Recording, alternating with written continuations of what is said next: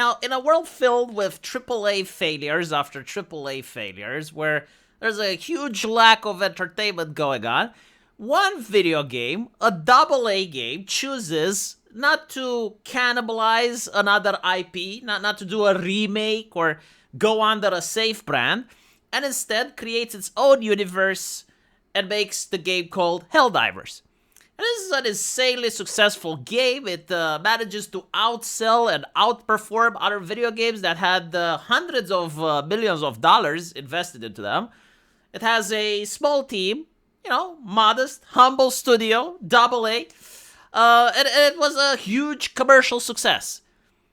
Now, of course, they had to fuck it all up by making a deal with the devil, with Sony, and then bringing community managers from hell, saying that in order to moderate you people, right, in order to thought police our customers, in order to make sure that while our customers pay money, we can still take away their accounts and ban them if they don't think what corporate tells them to think, we're going to have them create a PlayStation account, right? And this creation of the account was absolutely ridiculous because it was something that came out after people already agreed with the original terms. It would separate a lot of people of color from playing, like a lot of African nations weren't able to create a PlayStation account. And, it's also the ideological thing. Like, many people just want to move away from Sony because they think Sony is a piece of shit woke company. It's like, if I don't align myself with your corporate values, why would I give you money, right? And creating an account, while free, still allows the company to harvest resources from you. It still allows the company to check your computer specs, to check your data. Like, why would I want to collaborate with that, right? And so many gamers decided to boycott this and gave many negative reviews to Helldivers. And so they managed to get a lot of controversy, right? They went from hero to zero, which is something I've never seen before happen in the gaming community, showing that gamers aren't addicted to video games anymore. Gamers genuinely have principles. Whether they're good or bad, it does seem that as customers, they finally got their shit together and they decided to punish certain companies that have been getting away with things for far too long. But interestingly enough, Helldivers apparently comes yet again into controversy, this time for a different reason, and this time by the Chinese. And a lot of people are finding it hilarious. I personally don't, and we'll explain why. Apparently, in the video game, right now, there is an ongoing siege of Super Earth, caused by the Illuminate. The planet is split into different megacities, and we have to defend them and bring the Illuminate fleet to 0%.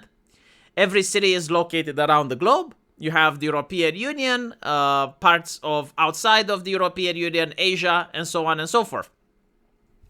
Now, the Chinese went butthurt because in defending the mega city located in East Asia, but soon realized that the progression of saving it stopped at 99.9%.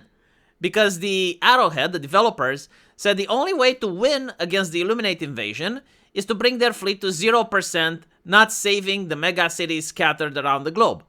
In fact, 5 megacities were already lost.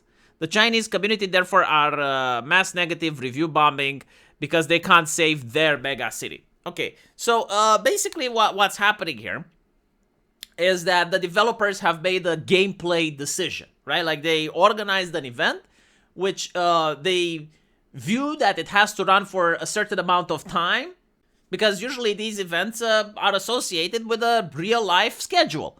What I mean by this is that the company goes, it's like, okay, well, we're going to launch this patch, and we're going to keep players busy for 2 months, and in the meantime, we're making the new patch. And they need to do this because most companies know that if players get bored of the game, they unsubscribe, and once someone unsubscribes, it's not impossible, but it's difficult to get them back in playing again. And so they need to keep an event going, right? Like, they're not going to invest money in patches and making interesting scenarios that can be easily bypassed by having the community finding out alternative ways of winning. Now, I don't say that this applies in this situation. Like, obviously, like maybe saving a mega city would have been interesting, but it probably goes against the code. It probably goes against the game logic that they came up with. So it's not that they had something negative against China per se, but the players from China are definitely upset, right? And now the community is mocking and laughing at them. Now, the reason that I don't find it hilarious and why I'm not going to laugh and mock at China is because I'm looking in awe at how a nation is actually supposed to be. Like, it turns out that the people of that nation, like, genuinely like their country, which is baffling for me as a European, right? Like, the idea that here in Europe, gamers, right, like young adults, because that's what a gamer is, under no constraint and no pressure, they would decide to defend the honor of the European Union in a video game is unthinkable, right? Like, can you imagine that? Like, imagine in World of Warcraft, right? You'd have something similar, and the people in the European Union would identify themselves with a specific nation in World of Warcraft and then try to defend it. Not in the game, but like the honor of the nation. Like, imagine Americans doing that, right? I definitely don't see it. Like in a video game, Americans to defend America, right? And the reason that I'm thinking it's not, the Chinese government doing this, and it's definitely grassroots, is because, well, first of all, it's not that important. Like, this is not going to make the news, right? Like, this is not something that's going to appear in Bloomberg or in The Guardian. Like, this is definitely what they're doing. And I remember, like, the cultural clash that happened when America banned TikTok, and a lot of Americans decided to go on RedNote, a Chinese app. And they got abso-fucking-lutely demolished by the Chinese people. Because we would go on the app, and the Chinese people were having, like, this version of the internet like we had back in 2010 with cat videos, family photos, nothing but wholesome shit. And they started arguing with the Americans. Right now, most of the Americans that were leftists, they believe that their country is systemically racist. It's a colonial empire that does nothing but bad in the world, and everything that is in America is shit. And the Chinese people thought the same. And so when they were clashing with each other, the American had absolutely no rhetoric to defend their country or to even say why America is good. Because during the Biden administration, all of their media, all of their school system, all of their social media was saying, no, America is shit, it's systemically racist, it's evil, why would you defend that, right? And so the reason that I'm finding concerning is because in the real world, no country is perfect. Like, America compared to other empires is actually good. China is not perfect either. Now, China does have people that are patriotic and they actually love their country enough to defend it even in a fictional video game. And America, I don't know if it has those people, but the mentality is so different that if you're going to have a cultural clash, if you're going to have like a group of Americans talking to a group of Chinese, the way things are now, based on the American education, the American values that are being promoted, the Americans get demolished. And I would think it's the same with the European Union. Like, the only thing that people go is like, oh, Tiananmen Square. Well, it's like, okay. Yeah, that happened, sure. But, like, what about that? What about in 2025, And so, if your government, because at the end of the day, it's not the Americans' fault, it's the Democrats' fault.